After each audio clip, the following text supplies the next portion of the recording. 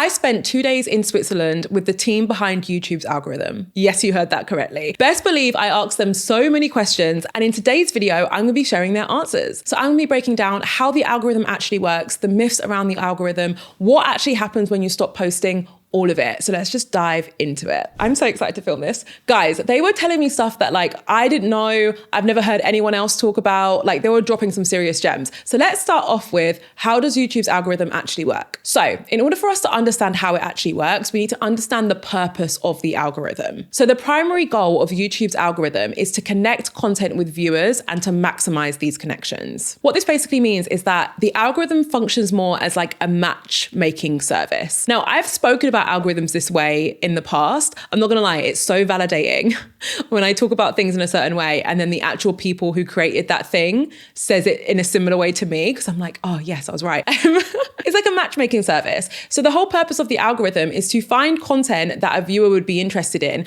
and to show that content to that viewer, okay? That is the intention behind everything that the algorithm does. They made a point to describe the algorithm not as a gatekeeper, but as an opportunity. So instead of looking at the algorithm and thinking, oh my God, it's holding my content back, instead look at it as a vehicle for allowing people to actually view your content. At the end of the day, on a platform like YouTube, if the algorithm didn't exist, then our content would quite literally not reach people. It's not like YouTube started off with this chronological feed like Instagram and everyone misses it. That's never really been the essence of YouTube. It's always been about pairing high quality content with the right viewer. Okay, let's break this down further. YouTube's algorithm has a viewer-centric approach, which means everything it's doing is centered on the potential viewer of your content. That is the person that the algorithm is trying to satisfy by pushing high quality content to that person, right? So it starts with the viewer and it aims to deliver the best quality and most relevant content to that viewer. So now that we've got the fundamental understanding out of the way, let's dive a bit deeper. How is it that YouTube actually delivers the right content to that viewer?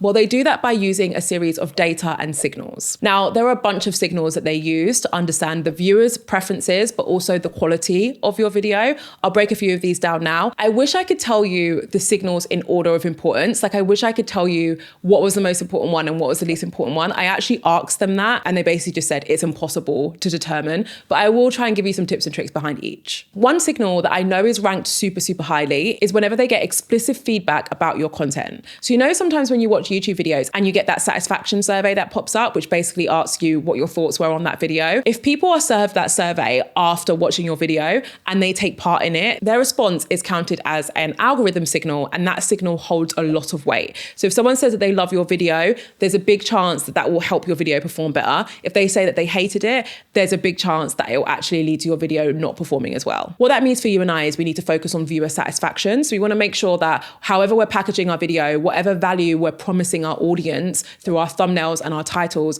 we're actually delivering on, and we're doing it in a great high quality way throughout the video, so that if they get to the end of our video and they see that satisfaction survey, they're going to go ahead and be like, yeah, I loved that video, and give us a great score. By the way, if you get served that survey after this video, you know what to do. Let's do a live experiment. If everyone can give me a great scoring, if you get that survey after this video, let's see how well this video does.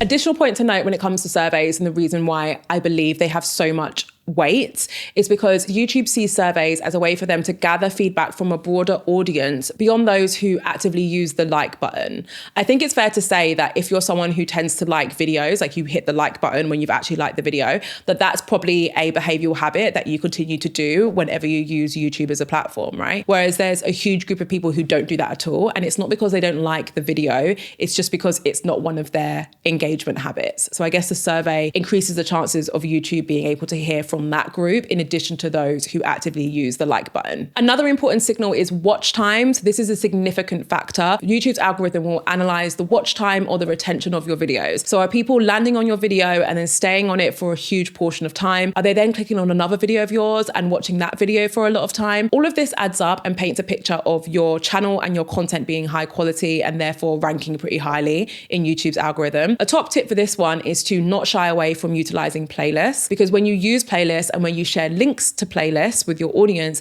it increases the chances of them continuing to consume your content one video after another. Because once you get to the end of watching one video, the playlist will automatically play another video for them to consume. And if you're using your playlist correctly, and by that I just mean grouping videos under one playlist that have a similar audience or a similar content thread, what that's going to do is increase the chances of your viewer actually wanting to watch all the other videos in the playlist, because all the other videos are pretty similar. Another signal worth noting is your click-through rate, also known as your CTR. So YouTube will use this signal as an initial indication as to how many people are interested in that video. Top tip here, guys, is that your thumbnails and your titles are key. These are like little adverts for your video. Nail those and you'll increase your click-through rate. That said, it's important not to forget the importance of having a video that touches on a topic that people really care about. Because at the end of the day, if your thumbnail and your title is amazing, but no one cares about the topic of your video, it's not really going to do much. The last signal I want to talk about is actually more to do with the viewer's behavior. So if we think about the potential viewer of your video,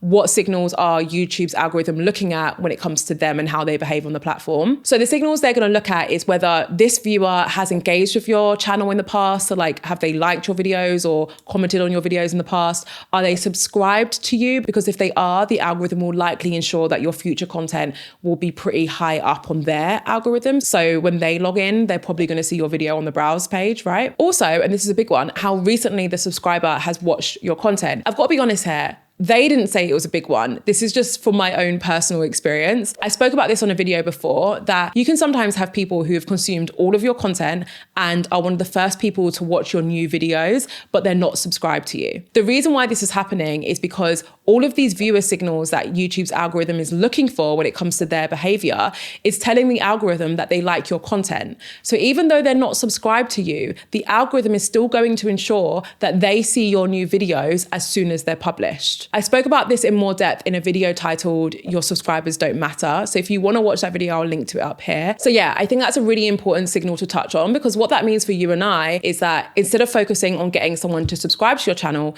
you could just focus on ensuring that they are super satisfied when they watch your content. Because at the end of the day, if they love your content, even if they don't subscribe, they're still going to see your content on their browse page. Like, they're still going to watch your content in the future. Okay, now that we know how the algorithm works, wasn't that interesting? I found it super interesting. Let's talk about myths and hacks. So basically, when we were in Switzerland and we were in the room with all these people who create and manage YouTube's algorithm, we were all asked to submit some myths and they would answer them and confirm whether they were true or false. A common myth that I heard pop up quite a few times is this idea that the algorithms will punish you if you share cut downs of your long form content as a short. I thought it was a really interesting one, because actually I understand why someone might think that, because essentially YouTube's algorithm might see that cut down as a duplicate piece of content. So they might therefore classify your cut down as an unoriginal post, because technically that exact piece of footage does exist on the platform already. It just exists as a long form video, right? YouTube said this isn't true. The algorithms will not punish you for creating a cut down version of your long form video and uploading that as a short. The other myth, and a really important one, is to do with external links. So someone submitted a very interesting myth in the session, which basically said that they've heard that when you link to external websites in like your description or maybe in your comment section, the algorithms won't like that and they therefore will not promote your video. This is a common myth across multiple platforms, to be honest, because we all know that one of the main goals for these social media platforms is to get people to stay on their platform for as long as possible, right? So if we're creating content that directs people off of YouTube, it's fair to assume that that might negatively impact our channel. The answer to this was very interesting. YouTube said that if an external link gets people to leave your channel or leave YouTube early on in your video, it might contribute to your content not performing as well as it should. They actually confirmed that. I love that they actually confirmed this, because other platforms just kind of stick their head in the sand and they're like, no, that doesn't happen. So I'm really appreciative that they confirmed this. This leads us on to the hack. It doesn't mean that we can't share external links in our video footage. Like, of course we can.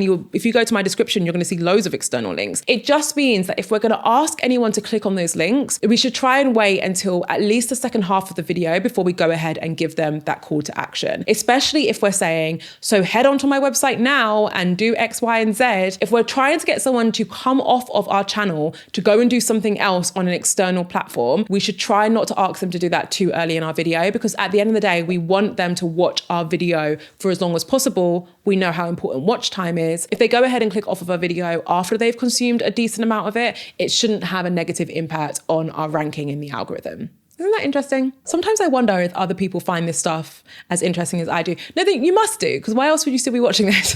Before we move on to talk about what actually happens when you stop posting, great topic that I want to dive into. The biggest hack that they shared is to serve your audience. And I know that sounds obvious, but it is true. If we create content that serves our audience, that they enjoy consuming, then our channel will thrive, right? Like that is basically the essence of it. So let's move on to talk about what happens if you stop uploading on YouTube. So this actually originated as one of the myths that were submitted in the session, but I felt like it deserved its own section because it was fascinating. So the myth was that YouTube's algorithm will punish you if you stop uploading content. Now, YouTube responded to that by explaining what actually happens from an algorithm standpoint when you stop uploading. Let's say you upload content every single Sunday and you have done for years. YouTube's algorithm would have clocked on to this and will hopefully be recommending that content to people based on all of the signals that we mentioned previously in this video, right? When you stop uploading that content, YouTube's algorithm will find other content that your viewers will enjoy and serve it to them instead. The reason why I mentioned the every Sunday thing is because I want you to picture what happens when your viewers log in on a Sunday, ready to watch your video, but it's not there. Do you think they just kind of shut their laptop and they're like, well, to be fair, some of them might, but a lot of them will start to consider what other content is available for them to consume. And that is where the algorithm is going to come in. The algorithm is going to make sure that there is other content for them to consume that they will love as much as your videos. Now, if you continue to not upload, you take a month off, 2 months off, however long off, all that's going to happen is that your viewer is going to find other creators to fill that content hole that you've left. Now, when you return, YouTube's algorithm is not going to be like, oh, thank God you're back. I'm going to go back to pushing your video front and center to your viewers because I know how much they loved them 6 months ago. No. YouTube is going to push content that they think the viewer is going to enjoy the most based on what's been happening in recent days and weeks, right? They're not going to reserve your spot. Now, for a lot of creators, what this means is that their content is still recommended to their audience, but maybe it's not as high up as it usually is. And therefore their return is a bit slow. Their views aren't as high as they normally are. It takes them a little while for them to get their foot back in with the algorithm and start to be recommended to all of their audience again. So that is why people believe that the algorithm punishes you when you take time off work. But when you hear it explained like that, or at least when I heard it explained like that, I was like, oh, duh. Makes sense. Like, of course, the algorithm's just going to find other content to fill that hole. It's not punishing us as creators. It's actually focusing on the viewer and making sure the viewer is able to consume content. Remember what I said earlier in this video, that YouTube has a viewer-centric approach? That is a perfect example of how that approach plays out. So obviously, I'm not going to leave it there. Let's talk about what you should do if you want to take some time off of YouTube. These tips came directly from YouTube, right? The first tip is to communicate the duration of your break and when you're going to come back. They recommend you explore different ways for you to do this. So for example, you can create a going away video where you talk about the fact that you're going to be going away. Depending on the type of content you create, you can maybe even leave them on a cliffhanger so that people have a reason to look out for your content when you return. If the break is going to be unexpected, maybe you could go live with your audience, explain why you're going on a break and give them a rough indication as to when you might be returning. The main point YouTube are trying to make here is to communicate, like to tell your audience that you're going on a break. This conditions your audience to keep an eye out for your content in the future. So when you do return, they're more likely to click on your video. And once they start doing that regularly, your content might go back to its original ranking within the algorithm. A few additional tips they gave us was to pre-record content and schedule it out during your break so that your audience can still see you and stay connected with you. And depending on the nature of your break, you can still use your comments, your communities hub, etc., to actually stay connected with your audience during that break. Now, the reason why I said that depends on the type of break you're taking is because if you're taking like a mental health break or anything similar where you really want to log off, then log off. Don't feel pressured to still be engaging in that way. But if that's not the case and you have the capacity to still engage with your audience, respond to comments, etc., then do that. It allows you to remain front of mind with some of your audience and to keep that engagement up. Okay, that was all the advice that they gave us. I mean, I'm so excited to share this video. When you film a video and you're like, that was a good one. I feel like that was good. Let me know if you agree or maybe if you disagree in the comments. If you feel like hanging around, I recommend watching this video. It's all about the future of YouTube. So I talk about what the CEO of YouTube, Neil Mohan, announced as future trends for YouTube and what's going to be happening on the platform. Very important video to watch if you're an existing or budding YouTuber. Thank you so much for watching. As always, I cannot wait to see you in my next video.